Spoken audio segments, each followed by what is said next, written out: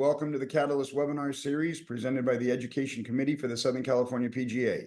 The Catalyst webinar series is a bi-weekly educational platform for creating success and change in your club and career. We are excited is an understatement. We have Amy Alcott, a five-time LPGA major champion, 29 LPGA Tour wins, storied, famous female professional golfer joining us on the Catalyst webinar this morning. Born in Kansas City, raised in raised in Santa Monica. She turned pro in 1975 after winning the U.S. Girls Amateur at the age of 17, I think, in 1973. Her career, she's got 29 LPGA Tour wins, including 5 majors. She won the Chevron 3 times. She's famous for a million things, but one of the things she's famous for is she was the inaugural champion at the Medina Shore Nabisco to jump into Poppy's Pond on the 18th hole there. And we'll talk a little bit about that as we get going. But Amy, thank you very much for joining us. We know how busy you are. Thank you for joining us on the Catalyst webinar this morning.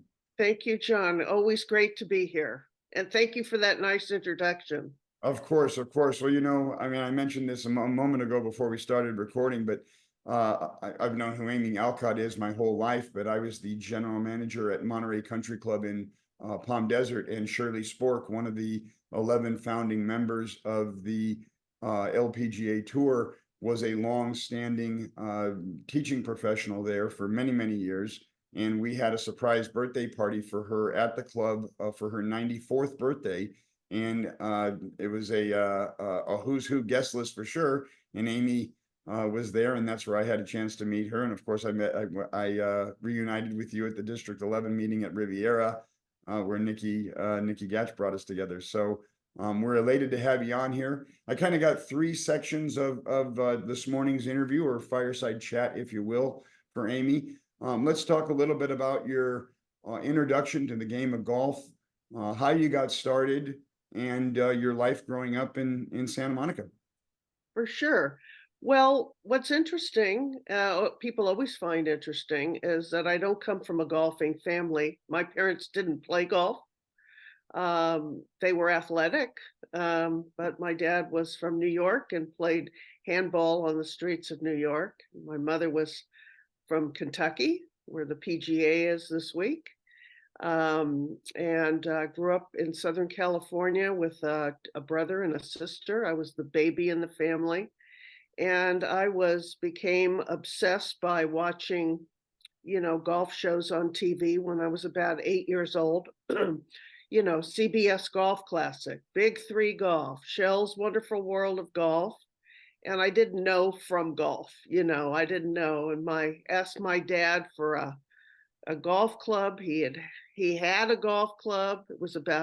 He cut it down to about 20 inches long, put some duct tape on it, and little Amy started pushing balls in the sprinkler heads in the front yard. And that was where my passion, but going way back, I really founded over when I was about 8 years old, Walter Keller, who was my one and only teacher. He had a indoor golf shop, 2138 Westwood Boulevard.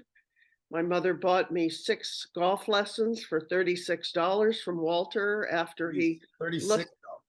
Yeah, $36. He said, I want to give her lessons. She took me in there one day. I think we were coming home from a drive-in movie. And I said, Mom, I want to go there. And took me in there, and I was probably 8, and Walter saw me get up on the mat and start whacking away, and he says, who are you? And I said, I'm Amy Alcott. And my mom said, I'm Lee Alcott, her mother. And so that's where it all started, hitting balls into a net in front of a mirror, putting on an electric putting machine. We were not members of a country club. I waited in line at Rancho Park, all the golf courses, to play with all the boys. And my passion for the game, started playing junior tournaments with the Southern California Golf Association, Ralph Miller and Bill Bryant started that. They're long passed away, but it was a wonderful genesis in the game. Growing up, my mother drove me all around Southern California to play in these junior golf tournaments. So that was my Southern California kind of upbringing, and meeting all kinds of kids. My dad would enter me. I was telling some people last night, my dad would enter me in all boys tournaments. He was the first women's libber I ever met. And I'm not going to go play with all those boys. And he'd say, oh, yes, you are. You're going to go have a good time. You may even surprise yourself. So I take my little card out at Fox Hills and some of these places, and I do better than I thought. And I felt that I belonged. And so looking kind of where women's sports is today and whatever, I was really lucky to have a father like that was such a visionary, that girls could do anything that boys could do. And So he wasn't so much pushing you, it was your passion for the game, and yeah, he was just supporting you along the way and not letting you back out when you got scared.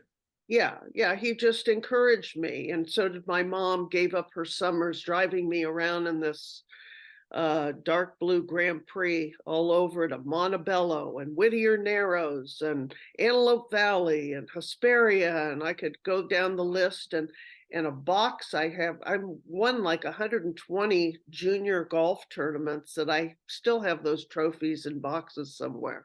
So how did that lead to the U.S. Girls Am in 1973? I mean, I said you were 17, but you Yeah. were 16. Yeah. Well, Walter told me, he says, you're not going to know how good you are. You're winning everything here until you kind of compete nationally. So I entered in Dallas, Texas, at Brookhaven Country Club, my very first U.S. Junior Girls Championship when I was 13 years old. And I qualified. I was the youngest player there at the time. And I kind of laugh very sentimentally with my good friend Hollis Stacy, who's also a Hall of Famer, three-time U.S. Open champion. We joke about how she was from Savannah, Georgia, and I had her, she was like a hot tot, back then, and I ended up three up on her. She ended up beating me, but in the quarterfinals. But it was a great education and opened up, junior golf for me more on a national scope. And then, of course, I started playing in the, other different events, the North South, but I didn't play, golf as an amateur after 16 very long. I only played in 2 U.S. women's amateurs because I turned pro so young. Well, that's what I wanted to ask you. I mean, you won the U.S. Girls Am in 1973. You graduated high school, I think, in 1974, 1973. Yeah, but but no college, right to the tour. Yeah, well, my last great hurrah was going up to play at Pebble Beach in the California State Amateur. Shot 69 in the qualifying round, broke Babe Zaharias's record, course record at Pebble. It held up until a couple of years ago when Rose Zhang shot 63. The people at Pebble called me and said, we don't keep track of the women's course records the way we should. Did you have it? What did you shoot at Pebble in 1973? And I said, 69 in the wind and the rain. And he says, well, we have perfect weather here, but Rose Zhang just shot 63. And I said, well, it was bound to be broken. Somebody had to do it. But it was the first, that 73, I qualified. I won the state amateur. It was the first week I ever played in glasses. I had these Coke bottle glasses. And after that, and I just kind of didn't have a plan, but I did have a plan. And I just wanted to go compete against the best. So I turned pro right out of high school when I graduated in June of 74 and went to the qual. Now, having such supportive parents, how did they feel about that versus going to play collegiate golf? Well, I went to a lot of people, the head of the USGA was giving me advice. The head of the USGA Women's Committee was saying, oh, you got to go to college. You got to go do this. And And Walter Keller says, "You're a little racehorse. You want to go play against the best?" And I said, "Absolutely." Now, I wouldn't suggest that. It's now the norm, obviously. Looks 40 something years later. A lot of young people look at what's happening on the PGA Tour with these 16-year-old guys. And, I was the way precursor for people like Michelle Wie and Morgan Pressel and people like that. That was unheard of to do that, but I did it, and I went out and I won my third tournament. So I won one of the fastest wins in LPGA histories. But I made the right decision for me. I think I was emotionally and my game. I took nothing for granted. I just wanted to win, and so that was my start onto the LPGA tour. In '75, I won right away, and I didn't look back. No, you certainly didn't. I mean, you had 29 LPGA Tour wins, including 5 majors. You absolutely owned the Chevron, which I think all 3 of your Chevron wins were at the Woodlands, right? Well, no, they were at the Mission Hills in Palm Springs. So, so the genesis of it was originally the Colgate Dinah Shore, founded in 1972 by David Foster, the head of Colgate Palmolive and Dinah Shore. And so that was the very first year that tournament ever, and that set the stage for a new movement into women's golf. He was a real visionary, put a lot of money at Colgate behind women's golf, women's sports in general, and created that tournament at Mission Hills with Dinah Shore. So it was a first LPGA tournament with a celebrity aspect. It quickly became a major. And it didn't take very long. It was a big money event. Dinah Shore had all her celebrity friends. That closing hole was amazing. Everybody wanted to play and get into that. When I turned pro in '75, and there were certain criteria to get into what was called the Colgate Dinah Shore. Here's the history of it. That event, Colgate Dinah Shore, turned into the Kraft Nabisco Championship, which turned into the Kraft Championship, which turned into the ANA Championship, which turned into the Chevron Championship. So the event has basically had 5 or 6 different sponsors, and it became a major in 1983, which was the first year that I won there. So my history there goes back a lot of years. That was the tournament to win, other than the US Open in women's golf. It's always been known. The Chevron, it's called the Chevron now, has always been known as the Women's Masters. And So that's a good segue into the US Open. 1980, Richland Country Club outside Nashville. Yes. Can you talk about that victory? You won it by 9 shots. Yes. Well, you were talking about my childhood and how I turned our whole house, became the Alcott Golf and Country Club. Okay, when I was this kid, before I met Walter Keller, I had a sand trap in my front lawn. My dad and I would go down to Fisher Lumber and get sand. I had turned the Dichondra putting green, put Campbell's soup cans in there. We had a driving net in the backyard. And then we had a gardener who would come, and he just saw how obsessed I was. And on Wednesdays, when I would come home from elementary school, that's all I would do is chip and putt, chip and putt, chip and putt. And I would putt for M&Ms on that front lawn. And I'd always be saying, "This is for the US Open. This is for the US Open." Now, I don't know how many kids, I've heard stories about guys on the Jordan Spieth, and you could go down a full list of people who have, as a young person, have said, "This is for the US Open. This is for the US Open." And I, had that moment in 1980. I'd played in a few Opens, done pretty well, but in Nashville, it was one of the hottest summers. that course, it's called Richland Country Club. It Mhm. doesn't exist anymore. In fact, I was having a conversation recently with Jim Nance, who has moved to Nashville, and he is a member at Richland Country Club, but it's been around now. It's a new course. It's not so new, but it's been around for probably 20 years.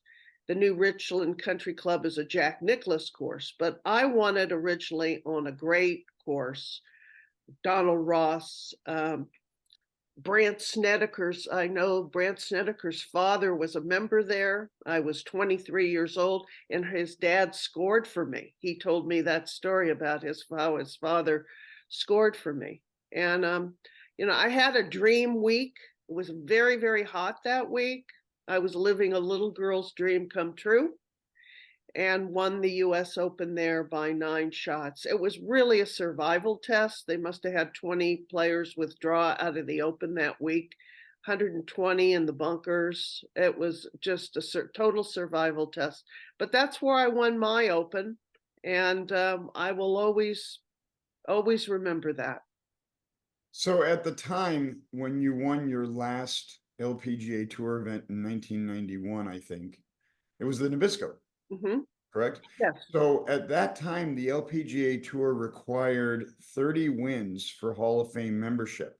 You Right. continued playing after that almost in vain, where until they changed the to a point structure and then you were inducted. Sounds trivial to say the least. Can you candidly speak about that pursuit and what that was like? Well, I kind of know what Lydia Ko is going through on the LPGA Tour, trying to win one more tournament in the point system that that that I got in on. Before before the PGA, before golf, women's golf had a weird criteria that you had to win 35 tournaments. Now, this was set way, way back in the very beginning when Babe Zaharias and people were playing. You had to win 35 tournaments with one major, with no majors. That sounds like a very strict criteria to get into the Hall of Fame. Absolutely. And I was stuck at 20. I had to win 30 tournaments with two majors under that category. Well, I had won 5 majors, but the majors didn't count for extra points. So it was basically when I was inducted in the Hall of Fame. It was in 1998 that the powers that be in golf decided, if we go like this, it's going to be a dead Hall of Fame. That was the term that was used. There's not going to be any more women inducted. It was a lot easier to be inducted if you were a PGA pro. Okay. Those guys had to play 10 years on tour, I believe, and win like 5 tournaments, something like that. That's what you had to do if you were a PGA player. Palmer got in that way, Johnny Miller, you go down the whole list of Hall of Fame, World Golf Hall of Fame members. So they decided that they were going to change the women's criteria to a point system from this old archaic system when it was easier for an LPGA player to win 5 and 6 tournaments. And because I was stuck at 29 events and had to win one more tournament. Well, one more tournament wasn't going to tell me when the press would ask me, are you going to win this week? Are you going to win this week? Can you win one more tournament to get to that 30? Those other majors, those 3 other majors that I won didn't count for anything. So the powers that be got together, came up with this point system, which is now the criteria that great player, Lydia Ko, is trying to meet to get in that. But, I got a phone call. I got a phone call from Joanne Carner, who was on the LPGA committee, saying, Amy, we have all gotten together with the PGA Tour, the World Golf Foundation. We're changing this to a point system. And because of the point system, you will automatically now be inducted. Do you want to be inducted this year? And I was like, if getting into a Hall of Fame is a phone call or a relief, that's what it was. It didn't really make any sense, but I'm glad that they've changed it. They've added multiple criterias like a veterans criteria, um, a journalist criteria. There's a lot of ways now to get into the Hall of Fame more easily. Well, it's curious that the majors didn't count for any more points than a regular win. Don't tell that to Brooks Koepka. Yeah, no, I know. Well, when Joanne said it, she says, "Oh, by the way, you would have been in 5 years ago if we'd gone with this." So, um, you know, to me, it's still a great game. What can you do? You don't play golf. I never played golf.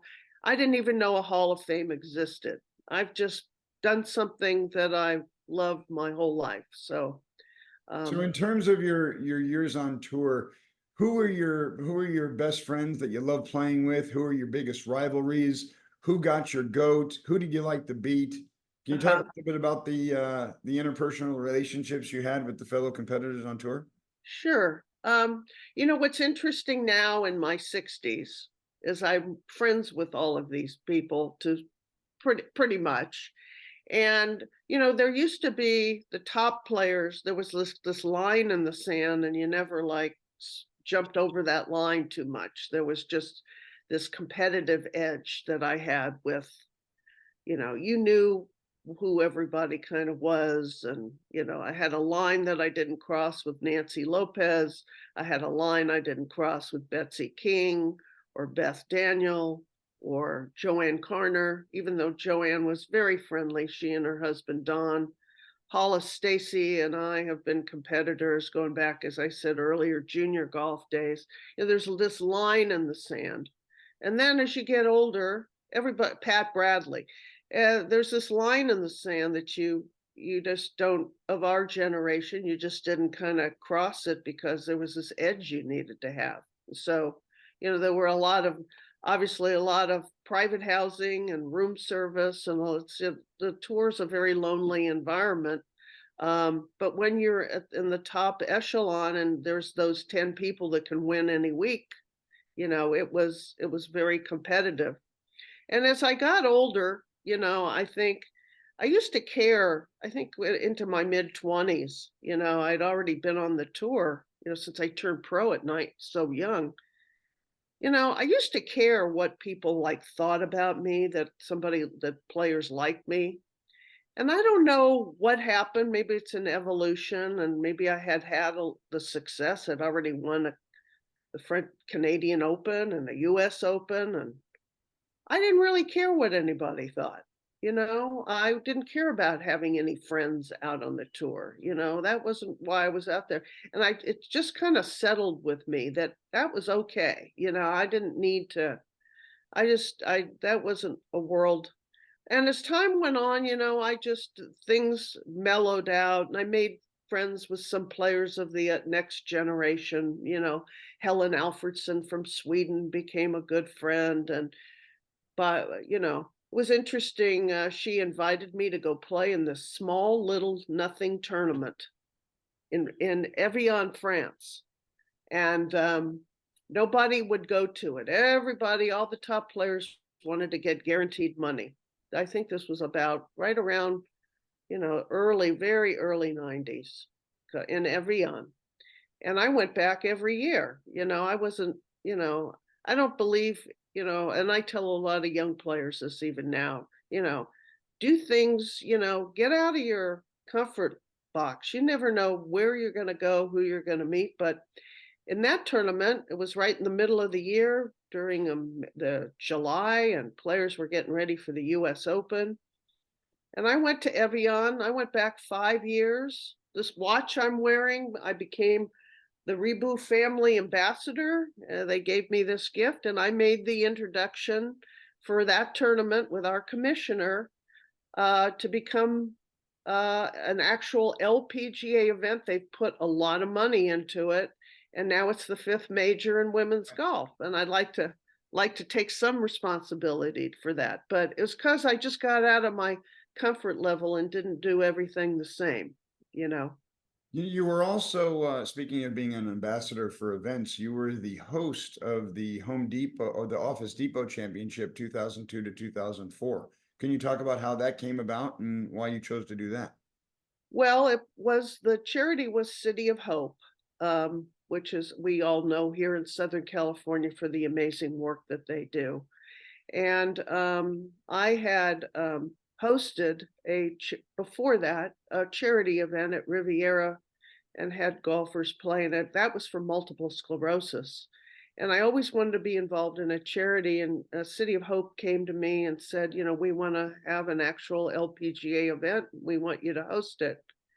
So that was kind of the precursor to, what Annika does with her great work that she does and her tournaments that she hosts. And this week on the LPGA, Michelle Weiss has obviously a branded sponsor in Mizuho. So she's hosting an LPGA event, but mine was way back then. We had it at El Caballero. Sayri Pack won it. Annika won it. We moved it to Wilshire for a year. We moved it to Trump National for a year. And then, like most things in golf and sports in general, a sponsor will move out, and Office Depot decided not to continue it. But for 6 or 7 years, we had a wonderful event that raised money, the Office Depot for City of Hope. So that was a great thing to be involved with. I really enjoyed doing that. So most of our attendees on this morning's Catalyst, in fact, not all, in some way, shape, or form, we're all teachers. We're all PGA professionals and associates, and teaching is a big part of our career. Where in the world did you find the time to become the coach of the Harvard Westlake girls team? Well, I was only there a very short time. I was asked by the school, kind of, I think they thought I was retired, which I wasn't. And but I was flattered. I said, "Well, what's involved in this?" And they said, "Well, not too much. We have a great group of smart young gals." And so I gave it a shot. But I found that, and I really enjoyed doing it. But it took too much of my time. And the expectation was a little driving the gals around to tournaments.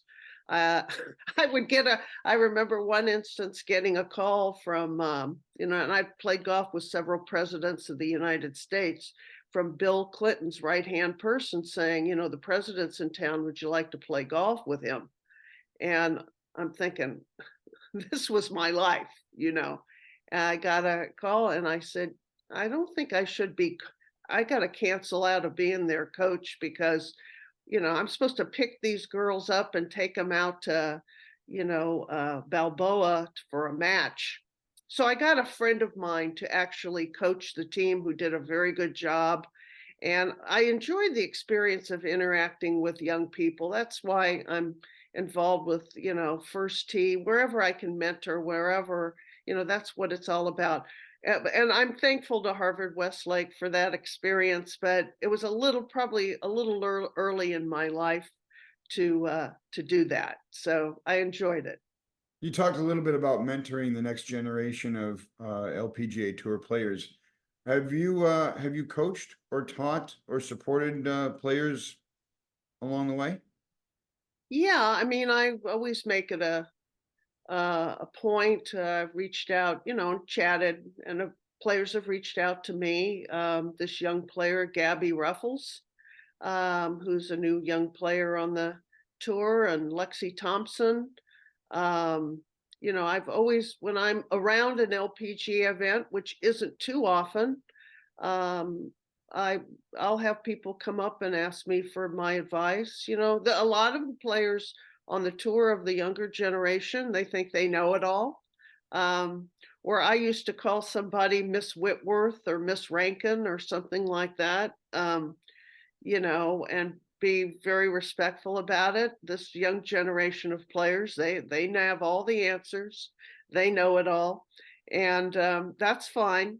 But I kind of have gotten involved with, things that the uh, Southern California PGA is doing, the first tee of Los Angeles, they're trying to reinvigorate, and I hope to help them as well. Whenever I get young players, we actually, part of the Chevron Championship this year, I actually hosted an event at the Chevron. We had all these great young junior girl golfers from First Tee and LPGA Girls Golf in Houston, and we hosted an event there, which was called the Junior Legacy, where I brought past champions of the Chevron Championship. We had Pat Bradley. We had all the great players there playing with a junior girl golfer. So I'd like to do that in more cities, because I think, it's great to have the backing of a company like Chevron, who's really stepped up into the forefront of golf and women's golf, doing the right thing. We could do more of those in other cities. It would be great. But, there's a lot of talent out there, and you can learn a lot about yourself and life just playing golf. So I try to mentor when I can. So in terms of your architectural career, I know you were involved in it heavily, and you had started your operation before the Olympics in 2016. But can you talk about the construction and the design of that country club in Rio de Janeiro, specifically for the 2016 Olympics?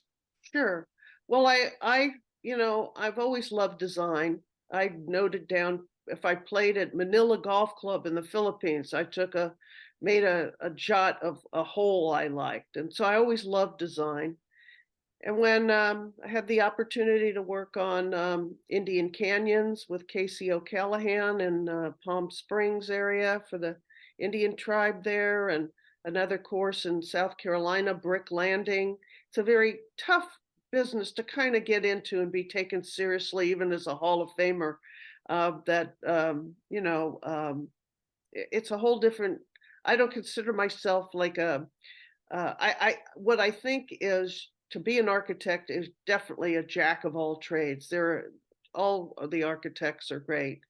And I realize I'm really good at this. This is something I'm really good at. So I noted that, I reached out once I saw the Olympics were going to have a golf in them. And I thought, well, this course should be designed by a male-female team. So I had the chance to meet Gil at LA Country Club and asked him, was he going to bid on the golf course? And he said, well, he was considering it, but he was going to do it himself. He didn't, where within a week you had teams showing up like Jack and Annika and, Greg Norman and Lorena Ochoa. They were all trying to bid for it, all kind of stealing my idea. And here Gil wanted to do it kind of on his own, but he said, boy, if we can get it, I'd sure like to have you on the team. So I took a back seat in a way. It wasn't necessarily the easiest thing to do.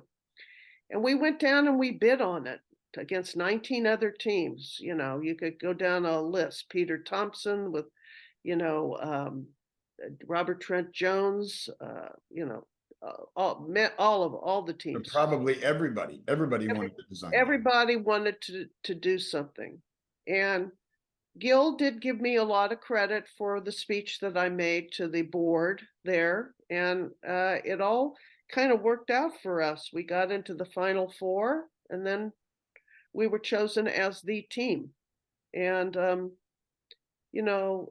I could go more into that story, but that's another conversation. But the golf course, they don't know from anything. It's not a golfing society. It's all soccer. And these kids, live on less than $1 a day, but they live for soccer. So we had this beautiful piece of land in Baja de Chuca, and I learned a lot from Gil. I think there were aspects where maybe I taught him a few things.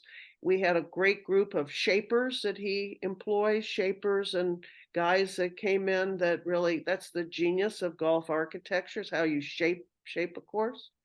And so it was a wonderful experience. The course is still there.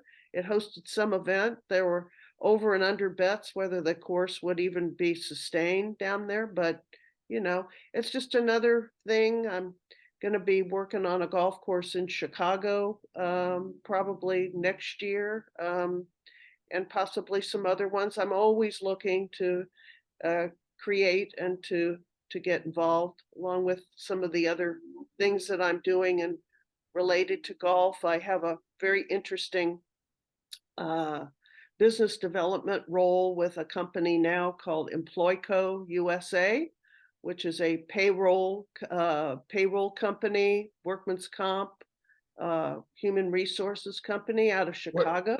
what got you into that? I met this wonderful guy named Rob Wilson, who's the owner of the company. And I had known that there are several of these companies, some of them are even sponsors on the PGA Tour.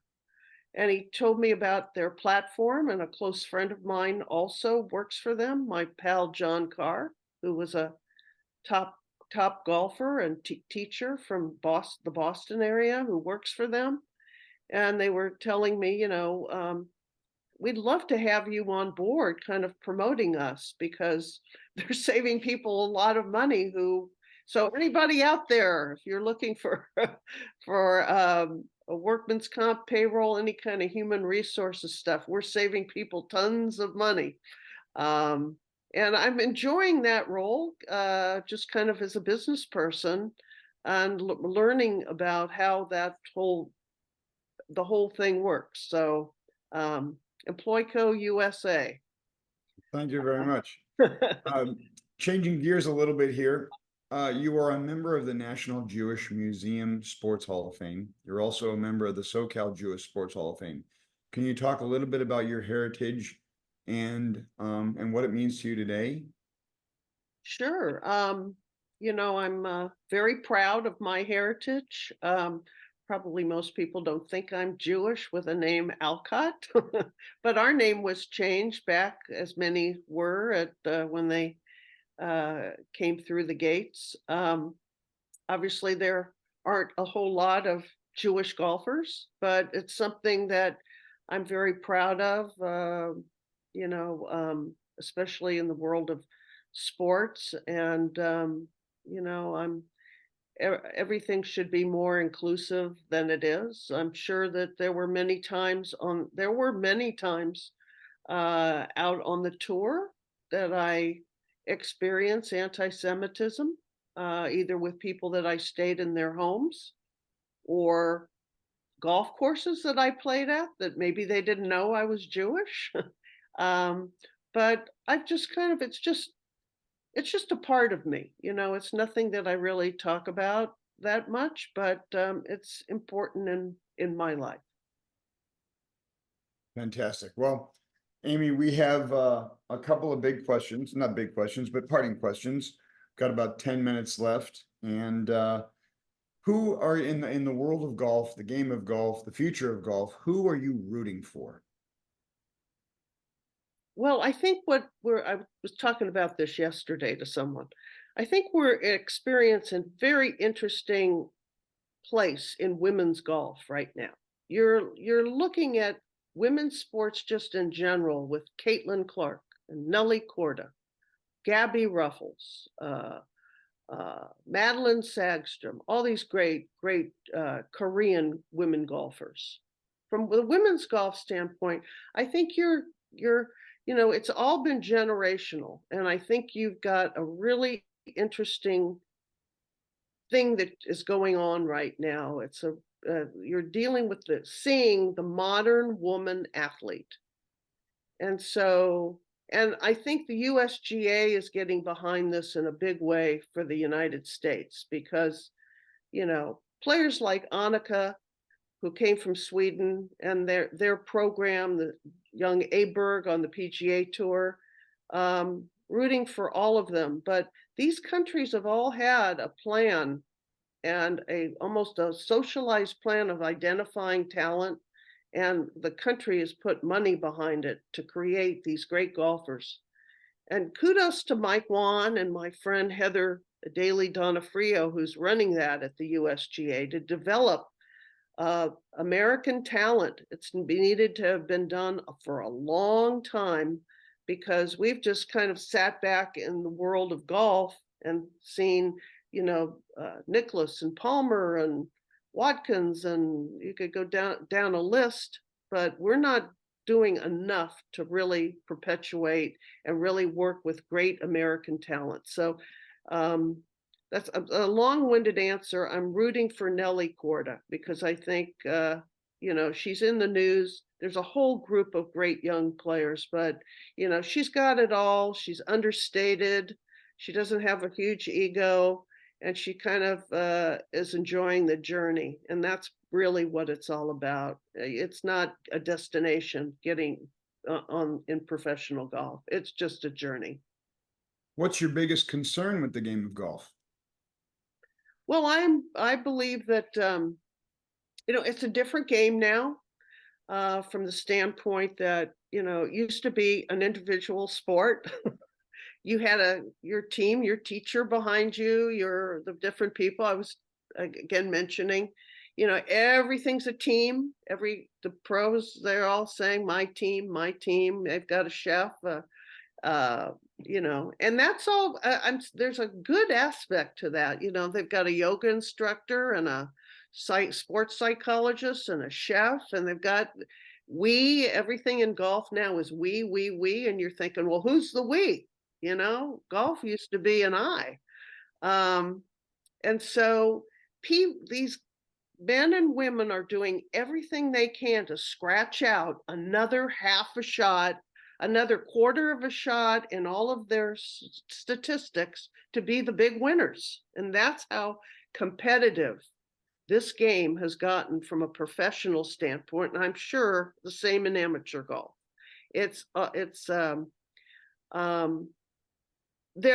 My concern is when I look at pictures of professional golf now on one screen, and on another screen, I look at what I call the romantic era of golf, with pictures of holding galleries back with ropes, women in long coats, Ben Hogan walking up of a fairway, Jack Fleck at Olympic Club. Pictures of Helen Detweiler and at Riviera and Babe Zaharias. To me, in a way, that was a really beautiful romantic era in golf. That kind of like, if you could pick one, what era would you want to live in? Would you want to live in maybe when it wasn't as sophisticated as far as golf equipment and golf balls and how far the golf ball is going? Or would you want to live now when it's a big business? And of course, there's always the question how much money you're making. But there's a part of me that's more plugged into getting there rather than being there. It's like people, when people ask me certain things like, what was it like for you becoming such a great player and being a Hall of Famer? I always talk about, that it's the journey, this amazing journey. And so when you're at the top, there's a part of you that really relishes that experience of getting there. Getting there is actually, wondering if you have the goods that you can, meet the mark, go through the yips, goes through the ups and downs and over and outs of getting to the heights of a career. Those are all pretty amazing things, rather than just when you're there and you've met the mark, then where do you go from there? Right. So I know you're not one for regrets, but if you had to do it all over again, what would you change? What would you do differently?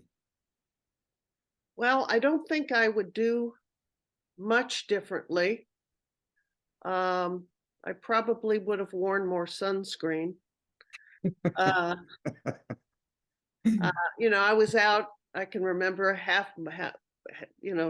20 years into my career, they started having vans out with the very first sports medicine groups. Sentinel Hospital was out, the first one out in the LPGA Tour, with stretching and training and working out. And now it's the norm. And I'm not that old. I mean, I don't look at myself that old, but and sunscreen and drinking more water and all the things that you have to do that kind of drain you. Now it's much more sophisticated as far as all that. But as far as experiences, um, I'm kind of like an open book that way. I mean, I was really lucky. I took advantage, and sometimes I push myself a little too hard because I'm a perfectionist and maybe wore myself out and maybe played some events I shouldn't have. But,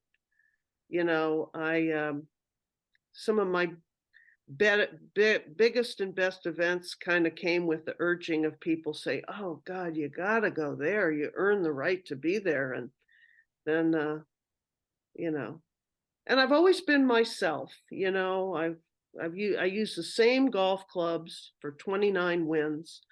This old beat up set of Dunlop irons. When technology was changing, I slowly worked into some Callaway clubs, and I was the first player. I'm rattling on here. I was the first player to use a golf bag in professional golf that was not a Wilson or Spalding or Callaway. I had a Sunkist golf bag. They were based out, and that way I could use any equipment I want. I wanted to play those old Dunlop clubs, but at the time they couldn't. After I'd won the US Open, they really couldn't afford to pay me. And so I said, well, I'm going to find a company that I can just use any equipment I want. And that set of irons, I probably could have changed and made a lot more money with one of the more modern brands and different people chasing me to represent them. But when I think of that being a regret, not at all, because I was following what I needed to do. If I had to hit a perfect 3-iron over the water at the Kraft Nabisco to win it, I knew that 3-iron would react.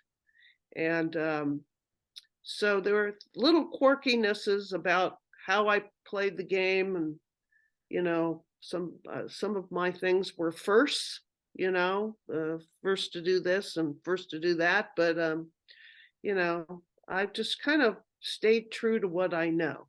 And so Speaking of firsts, Mhm. what prompted you to go jump in? Because that was obviously Poppy's Pond at Mission Hills. That was not the swimming pool that the ladies have been jumping into for the last 10 plus years or 20 years. That was the regular Yeah, water feature. no one in women's golf had jumped into a pond. And I remember playing a practice round early that week, and I said to my caddy, Bill Curry, I said, Bill, has anybody ever jumped in a pond when they won? And it was like a passing thought.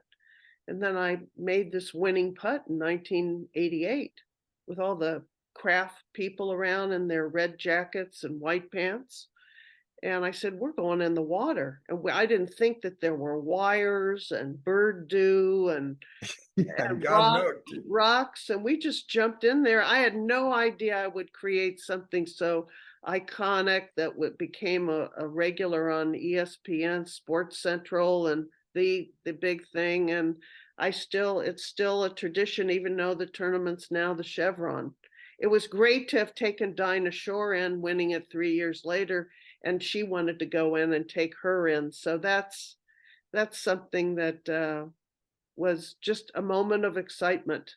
It's it just something that happened. Fantastic. Well, Amy, thank you so much for carving out some time for us this morning on behalf of the Education Committee for the Southern California PGA. Thank you so much for joining us. It was insightful, it was delightful, and fun. Thank you very much for joining us. For all the PGA members on this morning's webinar, you will receive 1 PDR credit for joining us this morning and learning about Amy and her travels and her life and her insight. And thanks for supporting the Catalyst webinar. Amy, as always, thank you. We love you. Take care, and we'll talk soon. Thank you, John.